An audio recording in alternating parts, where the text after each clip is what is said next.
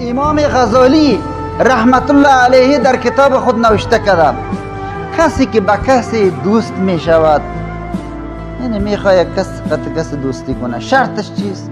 گفته اولین شرطش همیست که اونمو کس فاسق نباشه، به یک گناه و به یک گناه بزرگ، به یک فسق دوام داره، گرفتار نباشه. شرط اگر او میفهمی که در یک گناه کبیره آلوده است، او فاسق است، دوامدار این گناه را میکنه، به او تو کس دوستی کردن باز جایز نیست. شرط دوستی همیست که او فاسق نباشه. به هر حال دوستی با بدکارا، تعلق هم مجلس شدن به اینا نقصانهای فردی هم داره، نقصانهای اجتماعی هم داره، چون که رفته رفته عقیده انسان ضعیف می شود، دین انسان سست می شود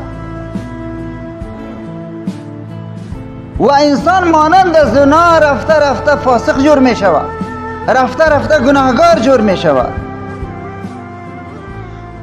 و این رفته رفته اعمال از اونا را تایید میکنه. باز میگه خوب قدر است.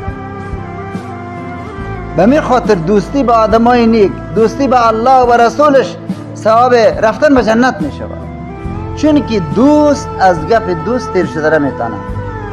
ایرا کلگی ما الحمدلله این موضوع را میفهمیم، کل ما این گفتن ضرورت نیست. یک کسی را که بسیار دوست داشتی گپش زنده در زمین نمیپرتی، میگه رفیقم خفه میشه. یک کسی که یک کسی را دوست داشته باشه و گپ از او را به زمین نمیندازه، از او اطاعت میکنه.